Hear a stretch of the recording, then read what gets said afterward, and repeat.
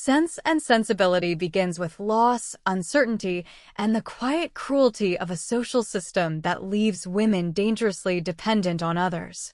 When Mr. Dashwood dies, his estate passes not to his wife and daughters, but to his son from a previous marriage, John Dashwood. This legal arrangement immediately changes the future of the Dashwood women. Mrs. Dashwood and her three daughters, Elinor, Marianne, and Margaret, are left with only a small income and no permanent home of their own. At the center of the story stand the two elder sisters, Elinor and Marianne, who are alike in affection but very different in temperament. Elinor values self-control, prudence, and quiet endurance. Marianne values passion, openness, and emotional sincerity. One sister represents sense, the other sensibility. Through their parallel journeys in love and disappointment, Jane Austen explores not only romance, but judgment, resilience, family devotion, and the painful difference between feeling deeply and understanding wisely. Before his death, Mr. Dashwood asks his son John to look after his stepmother and half-sisters. John seems willing enough at first, and in a moment of feeling he imagines generous plans for their support. But John is weak-minded, easily influenced, and married to a selfish woman. His wife, Fanny Dashwood, quickly begins to persuade him that he owes the Dashwood women almost nothing. Through a series of petty arguments and self-serving calculations, she reduces his vague promise of help to nearly nothing at all. Austen presents this process with quiet irony. No dramatic betrayal is needed. Instead, selfishness works through respectability, convenience, and excuses. Fanny is not openly villainous in the theatrical sense. She is worse in a more realistic way, cold, calculating, and perfectly comfortable preserving her comfort at the expense of others. Under her influence, John abandons any meaningful duty, and the Dashwood women are left to face their future with dignity, but very little security. For a brief time after their father's death, the Dashwood women remain at Norland, the estate that has effectively ceased to be theirs. The emotional atmosphere is painful. Mrs. Dashwood feels the insult of dependence keenly, yet tries to maintain grace. Margaret, the youngest, is spirited but still a child. Elinor and Marianne stand out immediately as the emotional center of the family. Elinor, the eldest, is thoughtful, observant, and calm under pressure. She feels deeply, but she rarely displays more than is proper. Marianne, by contrast, is brilliant, intense, artistic, and openly emotional. She admires passion, hates insincerity, and despises restraint when it seems artificial. Their differences are not small variations of personality. They represent two ways of meeting the world. Elinor protects others from her feelings. Marianne believes that true feeling should never be hidden. Austen does not present one as wholly right and the other as wholly wrong from the start.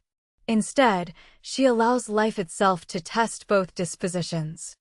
During this uneasy period at Norland, Elinor grows close to Edward Ferrars, the brother of Fanny Dashwood. Edward is not dazzling. He is not especially elegant, brilliant, or socially commanding. But he is kind, sincere, and thoughtful, qualities Elinor values more than showy charm. Their connection develops quietly through conversation, shared comfort, and mutual esteem. There is no wild declaration, no dramatic courtship. Their affection is modest and sincere, built on understanding rather than display. Mrs. Dashwood quickly hopes for a future marriage between them, but Elinor is more cautious. She senses Edward's reserved manner and wonders whether his feelings are as strong as her mother's imagination suggests. She is also aware that his family, especially his ambitious mother and scheming sister, may not approve of a match with a woman whose fortune is small. Even so, Elinor allows herself some hope. In Austen's world, hope is precious precisely because it must live under uncertainty. A good heart does not guarantee a happy outcome. The Dashwood women soon leave Norland and settle at Barton Cottage, a modest home offered by a generous relation, Sir John Middleton. Their move marks both a loss and a new beginning. They are no longer surrounded by the place that once felt like home, yet they are also free from the humiliating presence of Fanny Dashwood. Barton Cottage is smaller and simpler than Norland, but it provides shelter, independence, and a new social circle. Sir John is energetic, kind-hearted, and determined to involve them in the life of the neighborhood. His mother-in-law, Mrs. Jennings, is loud, talkative, and full of matchmaking enthusiasm, but beneath her humor and vulgarity lies genuine goodwill. The new setting also brings fresh emotional possibilities. Elinor and Marianne carry their inward hopes and vulnerabilities into this new world, but Barton will soon introduce each sister to experiences that test the very beliefs by which she lives. Marianne Dashwood enters Barton full of youthful conviction about love, taste, and emotional authenticity. She believes true affection must be immediate, intense, and perfectly mutual. Anything cooler or more restrained seems unworthy of the name. She loves poetry, music, dramatic landscapes, and heartfelt expression. In her mind, love should be grand enough to absorb the whole soul. She cannot imagine ever giving her heart halfway, nor can she respect anyone who appears capable of doing so. Elinor, though affectionate toward her sister, sees the danger in such ideals. A person who expects life to match poetry may suffer bitterly when the world proves less noble than imagination. But Marianne does not yet see that danger. She is too young, too sincere, and too enchanted by the beauty of strong feeling.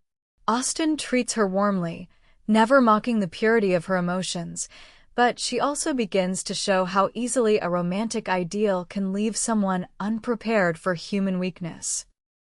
It is not long before Marianne's imagination seems wonderfully justified. While walking in the rain, she slips and injures her ankle.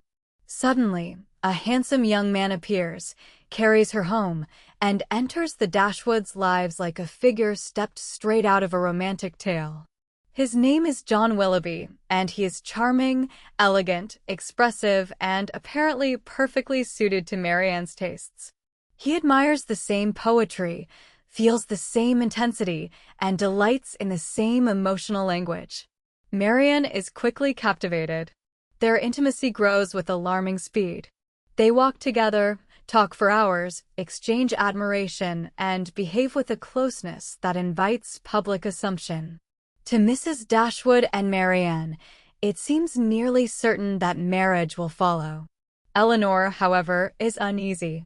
She sees that their conduct is imprudent if no formal engagement exists. Marianne dismisses such caution as coldness. Why should sincere feeling submit to cautious forms? Yet Elinor understands something Marianne does not. Public intimacy without commitment exposes a woman to serious danger.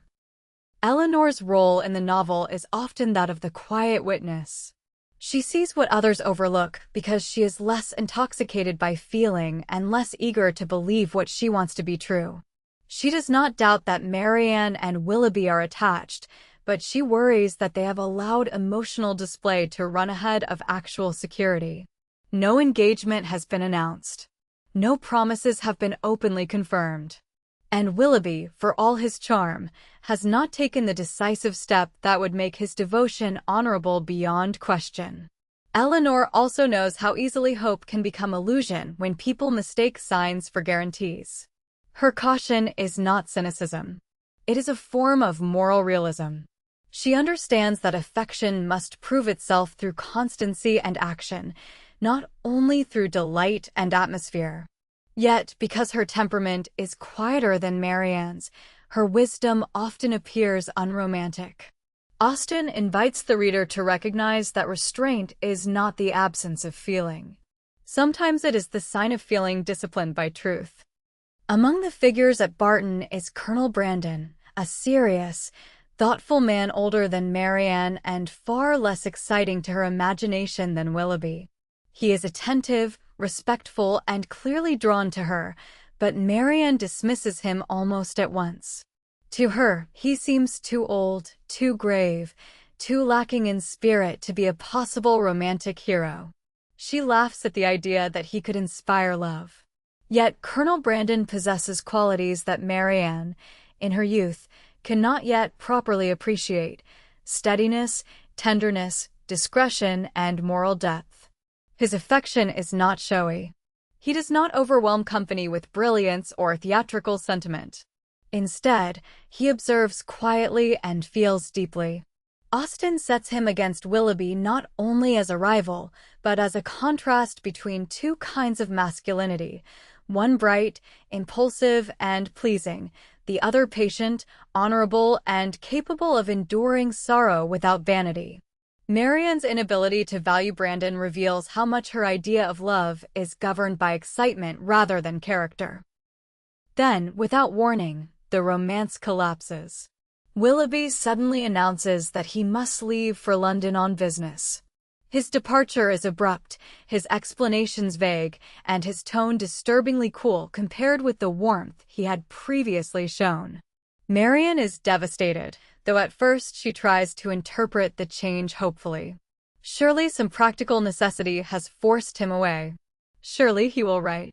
Surely this is not what it appears to be. Elinor, though sympathetic, is alarmed. She cannot reconcile Willoughby's former intimacy with the absence of any formal engagement or clear explanation. As days pass and no reassuring letter arrives, Marianne's distress deepens. Her grief is intense and public. She cannot conceal it, nor does she wish to. Elinor suffers too, but in a different way. She bears her own concerns while trying to protect Marianne, comfort her mother, and maintain composure. Already the novel is showing the different costs of their temperaments. Marianne is broken openly. Elinor endures in silence. As if Marianne's trouble were not enough, a new complication enters Elinor's life in the form of Lucy Steele and her sister Anne. Lucy is artful, flattering, and quietly calculating. She quickly attaches herself to Elinor and then, under the appearance of confidence, reveals a secret that changes everything. She has been secretly engaged to Edward Ferrars for 4 years. Elinor is stunned. The pain is immediate and profound. Everything she had hoped about Edward now becomes uncertain or impossible. Yet Lucy's revelation is not innocent. She tells Elinor partly to establish power, to test her, and perhaps to secure her silence.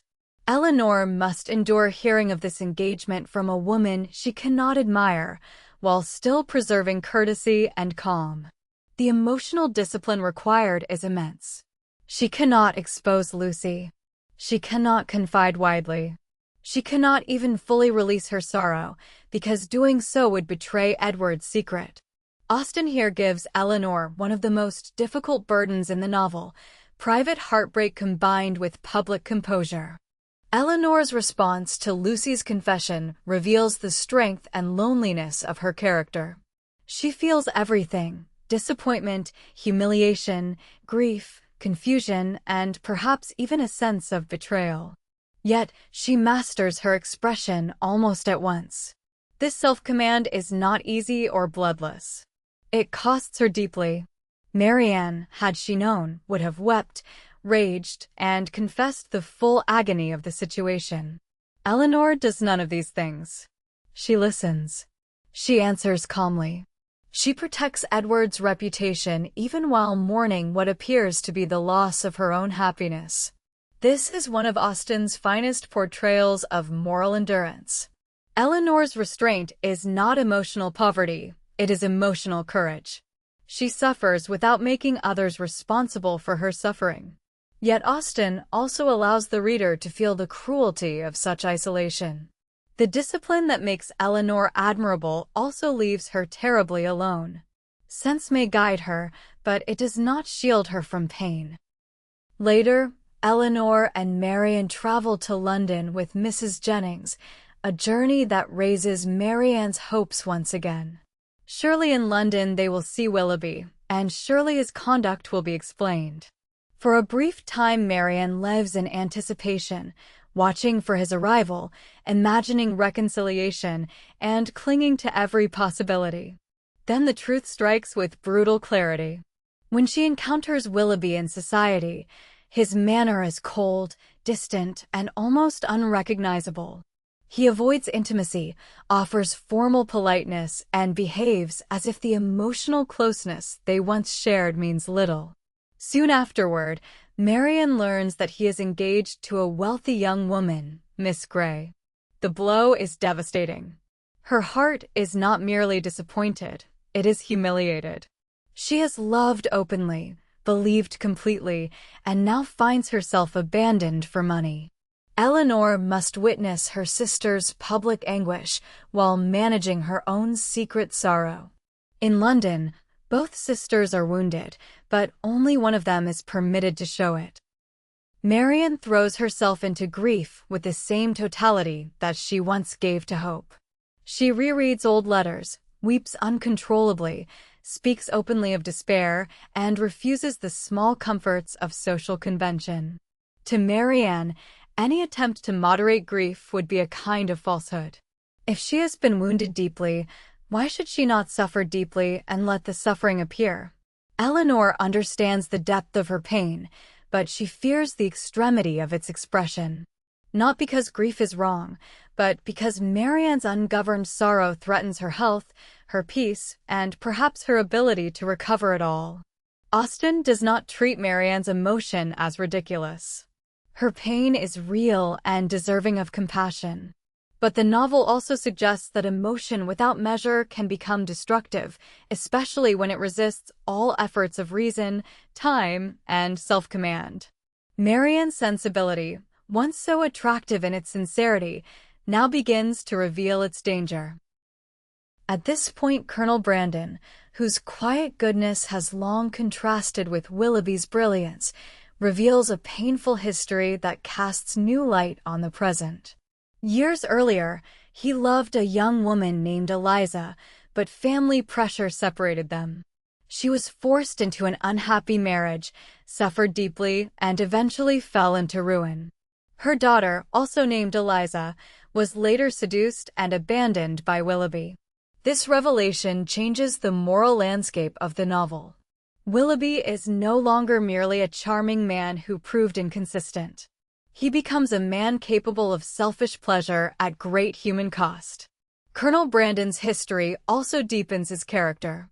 His seriousness, once dismissed by Marianne as dullness, is revealed to be the gravity of a man who has known suffering and remained compassionate. Austen often asks the reader to revise first impressions, and here the revision is profound. The glittering man is morally weak. The quiet man is wounded, loyal, and honorable. Meanwhile, Elinor continues to live under the shadow of Edward's secret engagement. She gradually understands more clearly the kind of man Edward is. Whatever uncertainty there once was in his behavior, one thing becomes undeniable. He is loyal to a promise, even when that promise has become a source of misery. He does not love Lucy in the way Elinor had hoped he might love her, but he considers himself honor-bound to keep his word. This fidelity is noble, yet tragic. It means he will sacrifice happiness rather than behave dishonorably.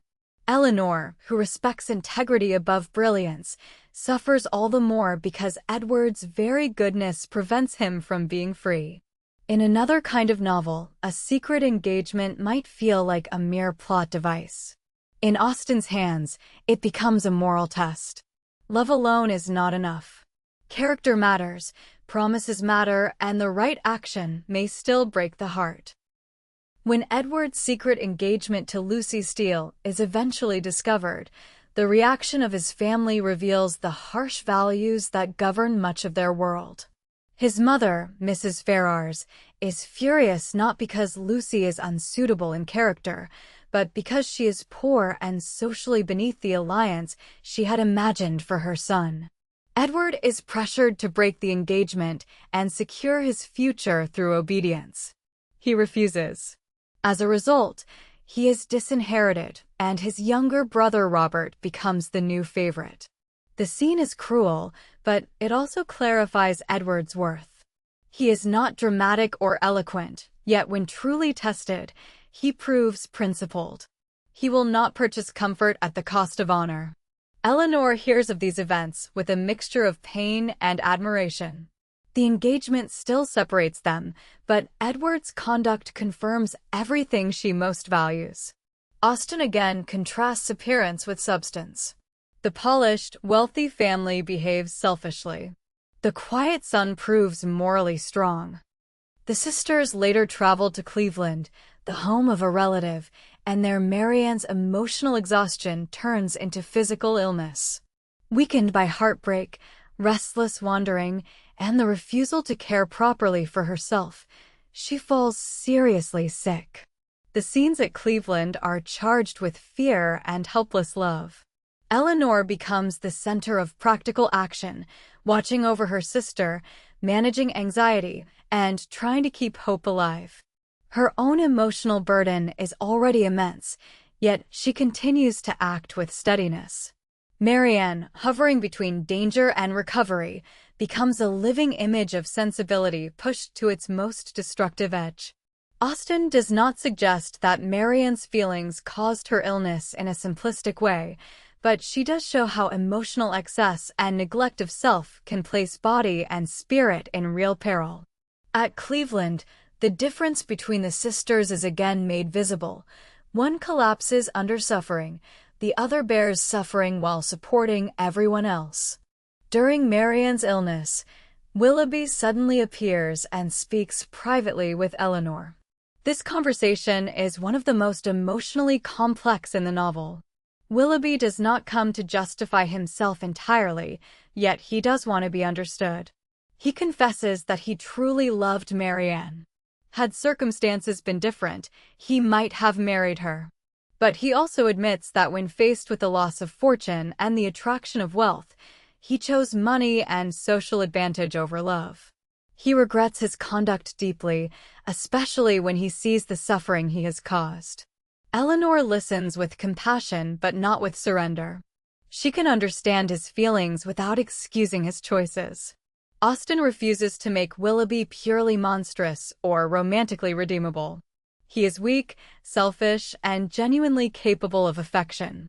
His tragedy is that he loved, but not enough to act rightly. In that sense, he becomes one of Austen's most humanly disappointing figures. After surviving her illness, Marianne enters a period of reflection that marks the beginning of true growth. The extremity of her suffering has shown her something she could not see before. That feeling, however sincere, is not always wisdom.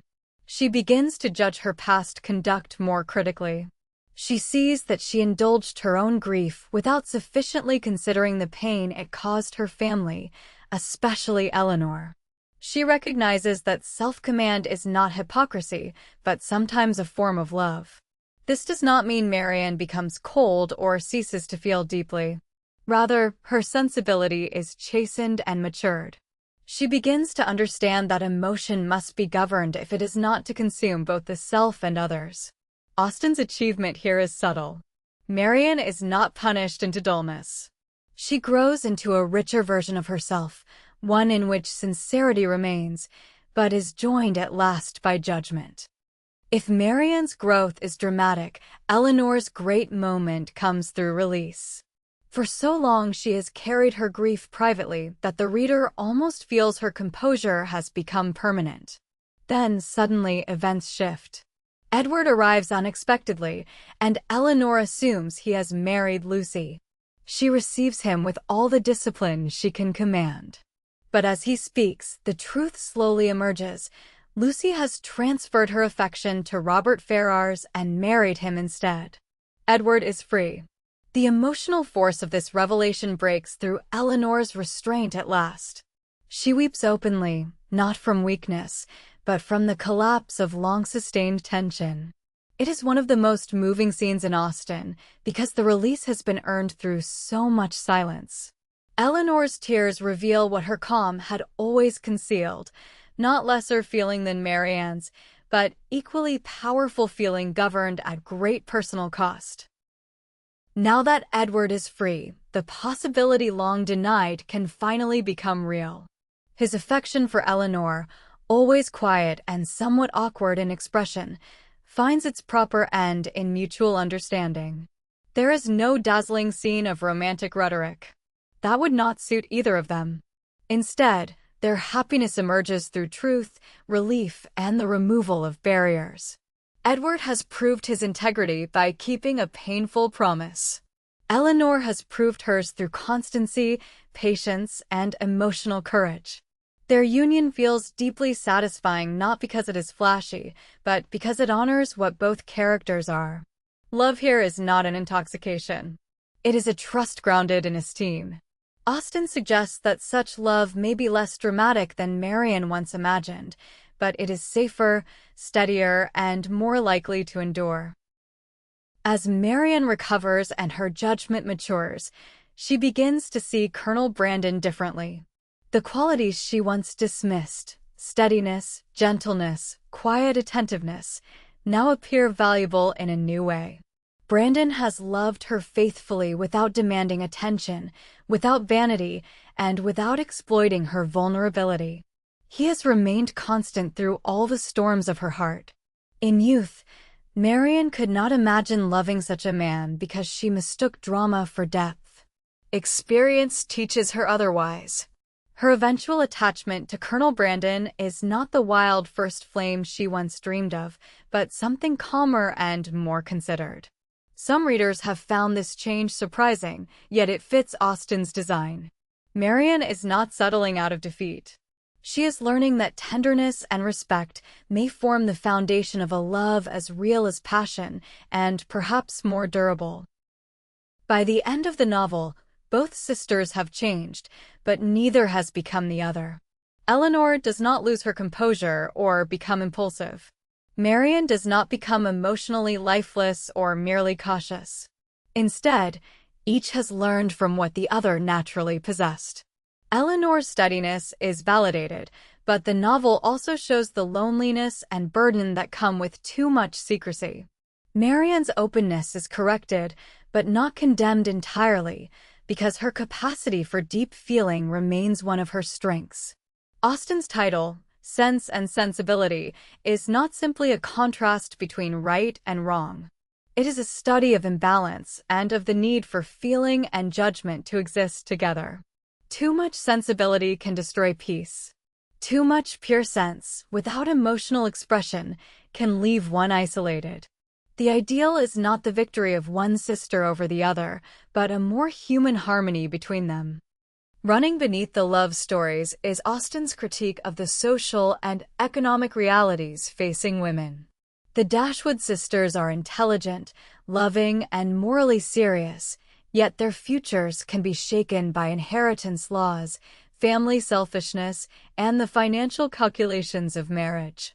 Lucy Steele survives through manipulation because society rewards clever opportunism when women lack security. Marianne is endangered because a woman risks more than a man in romantic ambiguity. Elinor must remain dignified within powerlessness. Even Jane Austen's quieter satire cuts deeply. Wealth excuses coldness. Social polish hides moral emptiness. Respectable people often behave selfishly while calling it prudence. The novel's emotional force comes partly from this reality. Love does not unfold in a free world. It unfolds inside structures that reward some choices and punish others, especially for women. The contrast between Willoughby and Colonel Brandon is central to the novel's vision of love. Willoughby represents brilliance, compatibility of taste, immediate attraction, and emotional excitement. He can speak the language of passion perfectly. Yet when tested, he chooses self-interest. Brandon represents patience, steadiness, memory, and moral reliability. He may not dazzle, but he endures. Austen does not deny that Willoughby and Marianne shared real feeling. In fact, his emotional plausibility makes the story more painful. But genuine feeling without constancy is not enough. Love is measured not only by intensity, but by action. In the end, Brandon's quieter devotion proves worthier than Willoughby's romantic charm. This is one of Austen's deepest moral arguments. The heart may be drawn first to brilliance, but a life is safer and often happier with fidelity. The novel closes with two marriages, but their significance is greater than social completion. Elinor and Edward come together through integrity, patience, and mutual esteem. Marianne and Colonel Brandon come together through reflection, healing, and a revised understanding of what love can be. Neither ending erases the pain that came before. Marianne will always remember what she suffered. Elinor's happiness does not cancel the long season of silent endurance she survived. Yet both endings carry the sense that true attachment has been purified by experience. Austen's world is not one in which everyone gets exactly what youthful fantasy first desired. It is one in which people may, through suffering and self-knowledge, arrive at something wiser and more solid than fantasy ever promised. Sense and Sensibility remains powerful because its emotional truths are timeless. Many people live like Elinor, carrying pain quietly and doing what duty requires while others never see the cost. Many others live like Marianne, trusting intense feeling completely and discovering too late that not everyone who speaks beautifully loves faithfully. Jane Austen does not ridicule either tendency. She understands both. Her wisdom lies in showing that feeling is noble, but must be guided, that reason is necessary, but must not become coldness, and that love reveals character most clearly when tested by disappointment. In the end, the novel teaches that maturity is not the death of emotion, but its refinement. To feel deeply is human. To feel deeply and yet act wisely, that is the harder and better achievement.